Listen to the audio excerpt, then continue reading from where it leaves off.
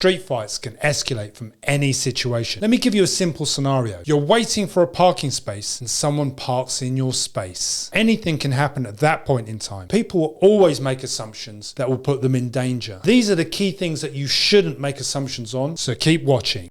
Never assume the person is like you. And this is a major mindset problem. People often succumb to this. Some people come from a different culture of violence. They'll think nothing of getting in their car and running you over. The problem is, when your point of reference is only yourself, it's very difficult to understand someone else's point of reference. So their experiences of violence, or their interpretation of what a violent encounter is, could differ drastically to yours. So with that said, it's very difficult to tell someone's perspective or what they're willing to do. This guy who's screaming and shouting could be anybody. He could be mentally ill or recently released from prison. He could even be an ordinary guy having a bad day. Either way, you don't know that person's worldview of violence, what their perspective of violence is. Some people value life differently, and in that context, they're more willing to take it. The experiences of violence for some people often revolve around using weapons. People draw weapons for a number of reasons, mostly ego or for intimidation, but quite frankly, because they enjoy inflicting pain. So you always have to assume that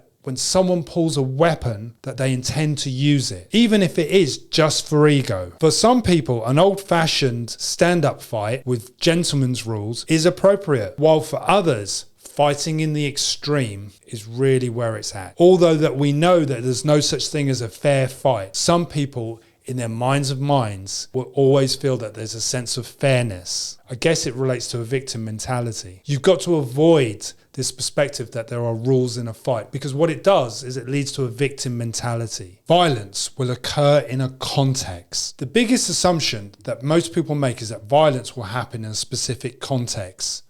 But the reality is it can happen anywhere at any time. As scary as that sounds, it is the truth. Think about it. You're walking down a road, minding your own business, and suddenly someone gets up and pushes you in front of a bus. It happens. Now, we've all heard the three stupid, but the problem with that is that it contextualizes violence, because you assume that if you do stupid things at stupid times, bad things are going to happen. If you do stupid things with stupid people, bad things are going to happen. If you go to stupid places at stupid times, bad things are going to happen. But of course, it raises the odds of violence. But the reality is, what that statement does is it contextualizes it. And yes, there is some reality in that. If you're in a bar, it's more expected, and less expected in a shop or a supermarket.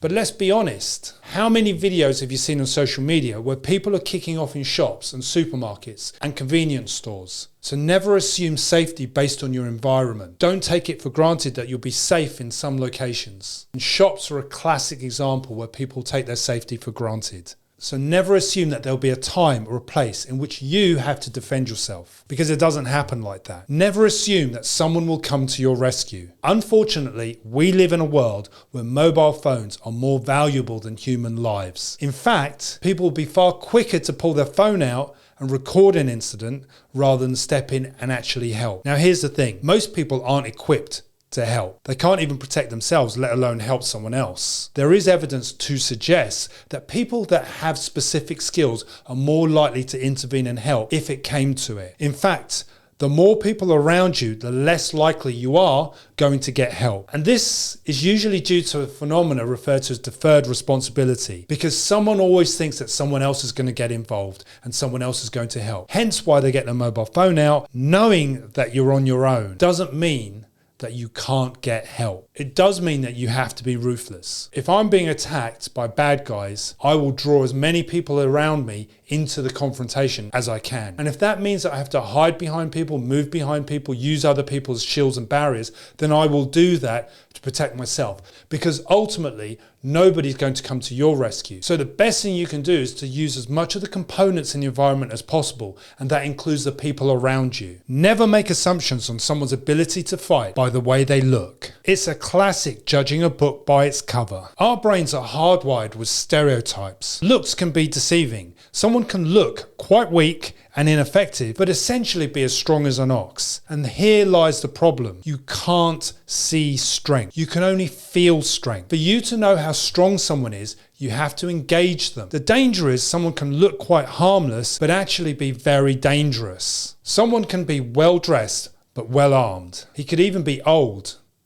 and know how to handle himself. And that's what I always call the crafty old dog. Old dogs have old tricks. I've seen this quite often where guys are hitting pads. They can often look impressive until someone starts hitting them back. What you should pay attention to is their kinesthetics, how they move. If someone has coordination, then there's a good chance that that person could be a potential danger to you. So forget what they look like. Look at how they move through the environment. If they're well coordinated, then it's obvious they're going to be a handful for you. You can generally tell how fighters move. So what's the takeaway? For good self-protection, you have to start with your mind and how you think about violent encounters. You have to throw out the assumption that a bad guy is going to attack you in a certain way, a certain style, at a certain time of day. Once you understand that these assumptions are limitations to your ability to deal with a violent encounter, try to pay attention to the behavioral risk factors. Assess how people are moving. Look at how they carry themselves. Play that game of, are they carrying a weapon? And where are they carrying that weapon? Try to incorporate these things into your daily routine